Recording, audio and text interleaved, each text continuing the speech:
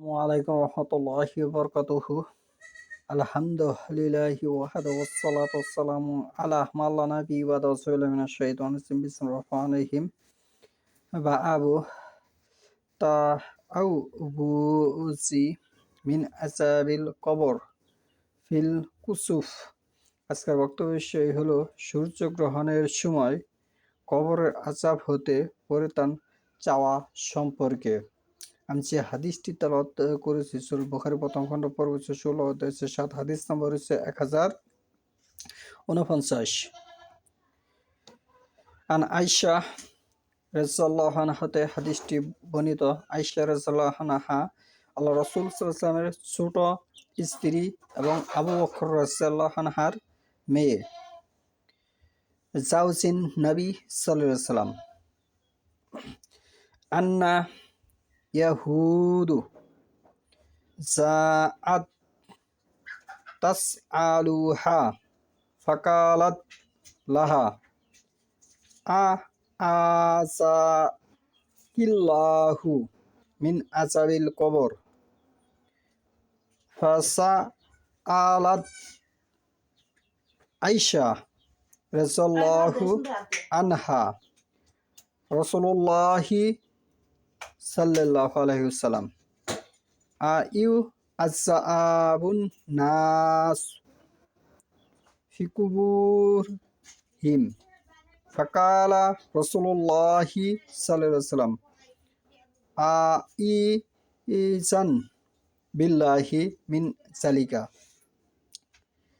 নবী সাল্লাল্লাহু আলাইহি ওয়াসাল্লামের স্ত্রী আয়েশা রাদিয়াল্লাহু হতে বর্ণিত, এক ইহুদি মহিলা তার নিকট কিছু জিজ্ঞেস করতে এলো।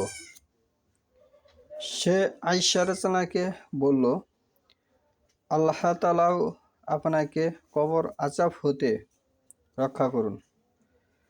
অতঃপর আয়েশা রাদিয়াল্লাহু আনহা আল্লাহ রাসূল সাল্লাল্লাহু আলাইহি ওয়াসাল্লামকে জিজ্ঞেস করেন, কবরে কি মানুষকে আযাব দেওয়া হবে? আল্লাহ রাসূল সাল্লাল্লাহু আলাইহি ওয়াসাল্লাম বললেন, এ থেকে আল্লাহর নিকট পানাহা চাই। এখানে আন্না নিশ্চয় ইহুদি এক মহিলা জাআত আসলো। জাআত শব্দের অর্থ হচ্ছে আসা। তাসআলুহা জিজ্ঞেস করতে এলো। মহিলাটি জিজ্ঞেস করতে এলো। তাসআলুহা হচ্ছে জিজ্ঞেস করা। ফাকালাত অতঃপর মহিলাটি বলল, লাহা আজ জাকিল্লাহ আল্লাহর আযাব থেকে, মিন আযাবিল কবর আল্লাহর কবরের আযাব থেকে আল্লাহর কাছে আল্লাহ তোমাকে কি করুন? রক্ষা করুন।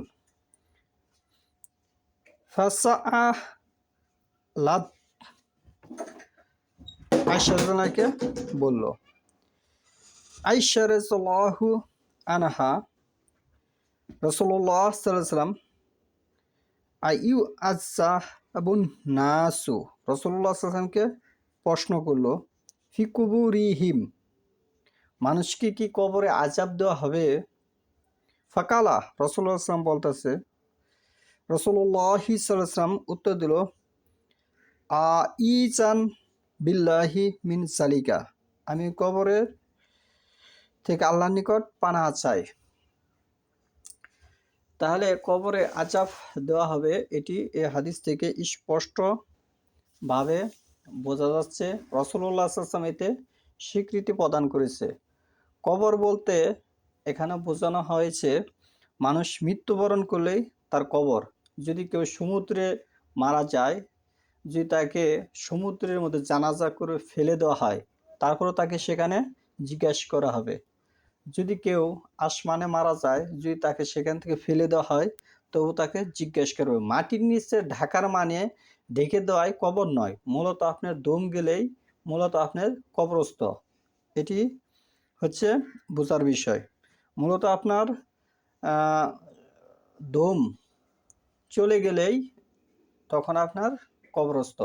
হয় দুনিয়ার মানুষ আপনাকে মাটির নিচে পুঁতে দেখ, নয় ফেলে দেখ, নয় আগুনে পুড়িয়ে দেখ, তাতে কোনো কিছু যায় আসে না, কিন্তু আপনার শাস্তি ভোগ করতে হবে। এটি যদি আপনি নেককার হন তাহলে আপনি সুখ শান্তি পাবেন।